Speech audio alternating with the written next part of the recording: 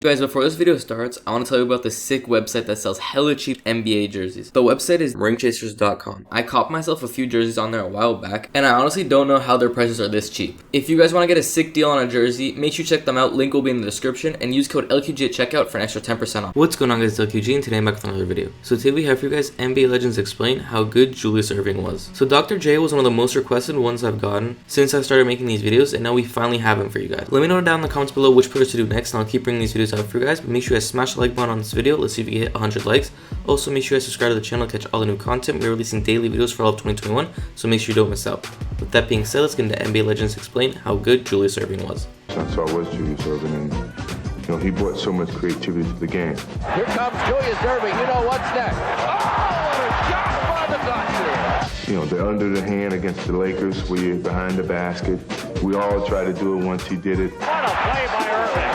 That's a play that only Julius could make. I guess I would have never had those visions if I hadn't have seen Dr. J in his time. I definitely remember Julius Erving. I was at that stage, I guess, where I really got into basketball when he was sort of in his prime.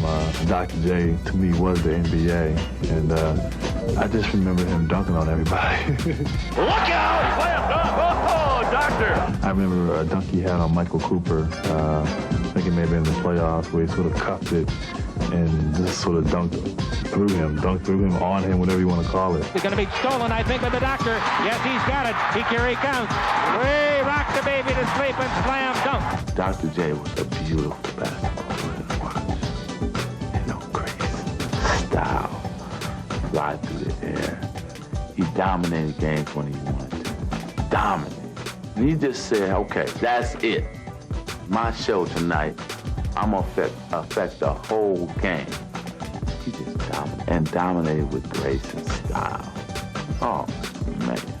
Julius Erving with an incredible shot. Even looking back at it now, and I'm in the NBA and I'm playing, and I appreciate even more the stuff that he's done. He played above the rim, he played around the rim, underneath.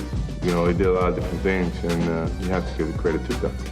And the Doctor, magnificent as usual. J, Julius Erving. When you come into the league, Doc's in your locker room. Did you approach him and say, hey, I'm Charles Barkley? Did he see you and say, welcome? How did that all work? I've told this story 100 times, and I never I must not have been listening. I told the brothers. Just the brothers. Ernie, the night before training camp, I was up all night. I was nervous, because it was my first training camp, obviously. But the number one thing I thought about the whole night was, how am I going to approach Dr. J? Do I call him Dr. J, Julius, Mr. Erving? I had cold sweat thinking about that. And so I'm sitting in the locker room, because first of all, not only that, Moses, Bobby Jones, Andrew Toney, Maurice Cheeks, like the Sixers, this was their heyday. So I was up like, God, I want to see all these guys I've been watching on TV. I don't know what to do. And Doc was clearly at the forefront. And I'm sitting there, and finally, I'm in the locker room, and I said, well, I don't know what to do.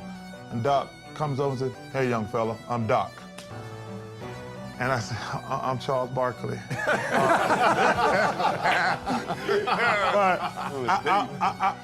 Ernie, I can't explain how nervous I was. Because like I said, that's when the Sixers was in their heyday. And seeing Doc and Moses Maurice and Bobby and all those guys, but Doc was the guy. That's one thing I always, we'll all have this in common. When we're growing up as little kids, there's very few players, the kids, say, I'm Dr. J, I'm John Havlicek, I'm Magic Johnson, I'm Larry Bird. We all got somebody, who we are.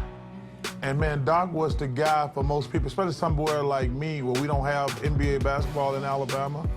But he made it so, that's the only thing I was nervous about. Who would you start your franchise with Larry Bird, Magic, and Michael? Well, Dr. J's who you would start your league with. And he's the guy who can be an ambassador for the league, and he could be a spokesman, and his style of play was infectious. So he create all of those things that those three had. Dr. J was the first league ambassador. Bro really set him apart, especially in his ABA days, coming in, merging into the NBA. But look, I grew up a Laker fan, And in '83, obviously, when Philly played the Lakers, how many of us here, seriously, after that move, when he went baseline and he held it, and how many of us went outside and tried to do that? We didn't have the big hands, but we all tried to be like Dr. J. We all tried to sail. We all tried to jump from the free throw line. I think he originally won the first slam dunk competition. Reggie, you mentioned the fro. How about the shoes? Yeah. Isn't he the first guy who had his own shoe? The Doc, remember the Converse Dr. J? Yeah. You're right, Steve. I don't think anybody else up Chuck to that Taylor. point had their own Chuck Taylor. All right. Doc was the first brand. Yeah. I think when also to echo Charles, because Doc lives here in Atlanta and I'm still with him, being around him, you're still nervous around Doc. I still go up to him and I say, Doc, how you doing?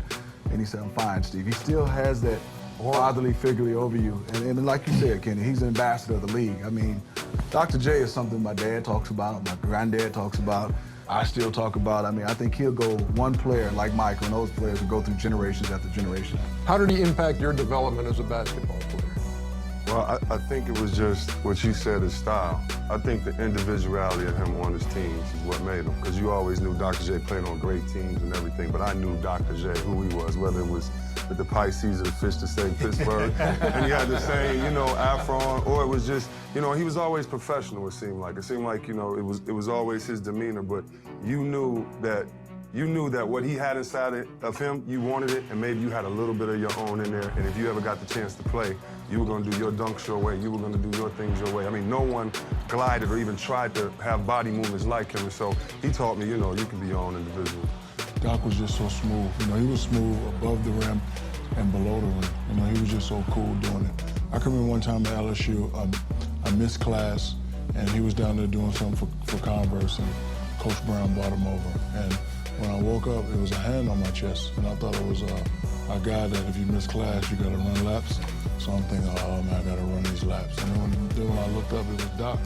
He was like, how come you didn't go to class, big fella? He was just so smooth.